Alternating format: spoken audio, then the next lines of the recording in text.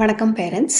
இந்த பேரண்டிங் சீரீஸில் குழந்தைங்களோட நல்ல ரிலேஷன்ஷிப் பில்ட் பண்ணுறதுக்கு, அவங்க கிட்ட நல்ல பழக்க வழக்கங்களை வளர்க்குறதுக்கு நம்ம என்னெல்லாம் பண்ணலாம் அப்படிங்கிறத பார்த்துட்டு வரோம். அதில் இந்த வாட்டி நம்ம ஃபோக்கஸ் பண்ண போகிறது பாசிட்டிவ் கம்யூனிகேஷன். ஸோ குழந்தையோட ஒரு பாசிட்டிவாக கம்யூனிகேட் பண்ணும்போது, அவங்கக்கிட்ட பாசிட்டிவாக நம்ம பேசும்போது அது எப்படி குழந்தையோட தன்னம்பிக்கையை வளர்க்குது, அதே மாதிரி அவங்கக்கிட்ட ஒரு நல்ல ரிலேஷன்ஷிப் பில்ட் பண்ணுறதுக்கு ஹெல்ப் பண்ணுறது, இதெல்லாம் வந்து நம்ம இந்த வீடியோவில் பார்க்க போகிறோம்.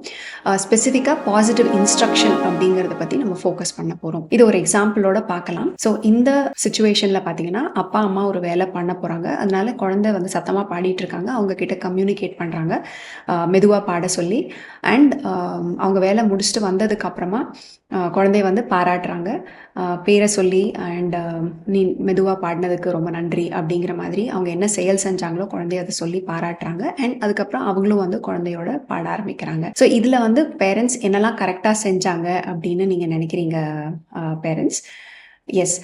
ஸோ ஃபஸ்ட்டு வந்து பார்த்திங்கன்னா குழந்தைகிட்ட ரொம்ப காமாக அவங்க வந்து என்ன சொல்லணும்னு நினைக்கிறாங்களோ அந்த இன்ஸ்ட்ரக்ஷனை வந்து சொன்னாங்க. குழந்தைய பார்த்து கத்தலை, ஏன் இப்படி சத்தமாக பாடிட்டு இருக்கேன், அந்த மாதிரி எதுவுமே சொல்லாமல் பொறுமையாக அவங்க எதுக்காக அந்த சொல்கிறாங்க அப்படிங்கிறதையும் தெளிவாக அந்த ரீசனும் சொல்லி குழந்தைகிட்ட வந்து பொறுமையாக பாட சொல்கிறாங்க. அண்ட் அவங்க வேலை முடிச்சுட்டு வந்ததுக்கு அப்புறமா குழந்தைகிட்ட அப்ரிஷியேட் பண்ணுறாங்க. அந்த நீ மெதுவாக பாடின அப்படிங்கிறத உடனே அப்ரிஷியேட் பண்ணி ரெக்கக்னைஸ் பண்ணுறாங்க. அதே மாதிரி குழந்தையோட பேரும் சொல்லி அவங்க கண்களை பார்த்து இதை சொல்லும் போது சில்ட்ரன் வந்து ஃபீல் வெரி ரெக்கக்னைஸ்ட். ஓ, அப்பா அம்மா நம்மளை கவனிக்கிறாங்க, அண்ட் நம்ம செஞ்சது வந்து ஒரு கரெக்டான விஷயம் செய்யும் போது அதை வந்து கவனித்து பாராட்டுறாங்க அப்படிங்கிற அந்த ஒரு ஃபீலிங் கொடுக்கும்.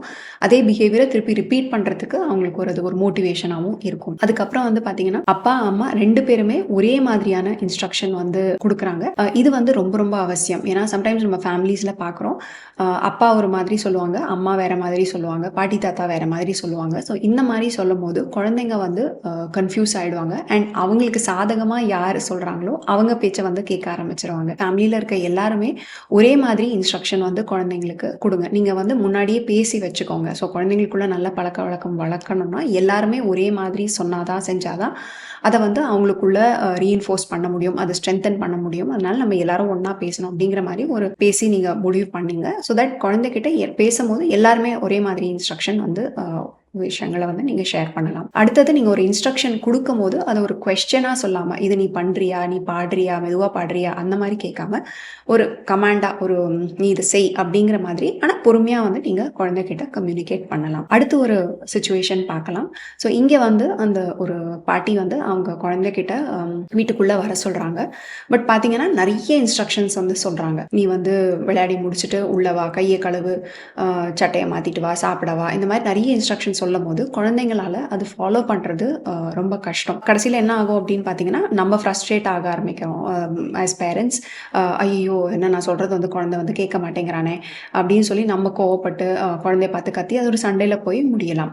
ஸோ எப்போவுமே வந்து குழந்தைகிட்ட இன்ஸ்ட்ரக்ஷன் கொடுக்கும் போது ஃபஸ்ட்டு அவங்க பேரை சொல்லி அவங்க கவனிக்கிறாங்களா அப்படிங்கிறத பார்த்துட்டு அதுக்கப்புறம் நீங்கள் வந்து இன்ஸ்ட்ரக்ஷன் சொல்லலாம். அண்ட் அகெயின் சின்ன குழந்தைங்களா இருந்தாங்கன்னா ஒரு இன்ஸ்ட்ரக்ஷனாக வந்து நீங்கள் சொல்லுங்கள், பொறுமையாக வந்து சொல்லுங்கள். ஸோ அவங்க ஒரு இன்ஸ்ட்ரக்ஷன் முடிக்கும் போது அடுத்த இன்ஸ்ட்ரக்ஷன் சொல்லணும். ஸோ இந்த மாதிரி செய்யும் போது ஆஸ் பேரண்ட்ஸ் ஃப்ரஸ்ட்ரேஷன், அந்த ஒரு ஸ்ட்ரெஸ்ஸை வந்து அவாய்ட் பண்ணலாம். குழந்தைங்களும் நம்ம சொல்கிற விஷயத்த வந்து கவனித்து செய்வாங்க.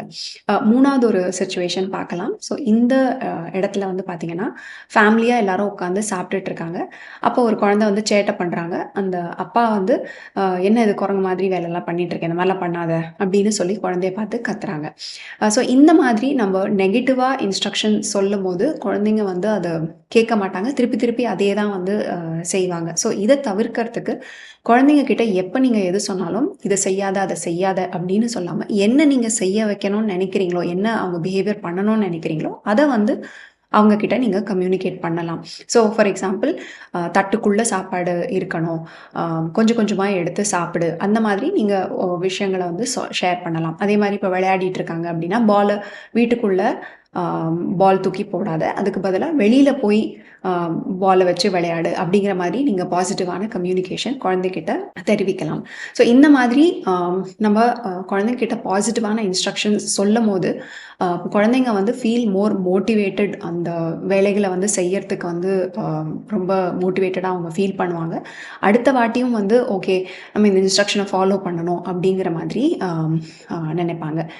ஸோ ஐ ஹோப் பேரண்ட்ஸ் இந்த இந்த வீடியோ வந்து வாஸ் ஹெல்ப்ஃபுல் ஃபார் யூ. எப்படி ஒரு பாசிட்டிவ் கம்யூனிகேஷன், பாசிட்டிவ் இன்ஸ்ட்ரக்ஷன்ஸ் குழந்தைங்ககிட்ட சொல்லும்போது அவங்க பாசிட்டிவாகவும் ஃபீல் பண்ணுறாங்க அண்ட் நம்ம சொல்கிற விஷயங்களை அவங்க செய்கிறாங்கங்கிறத பார்த்தோம்.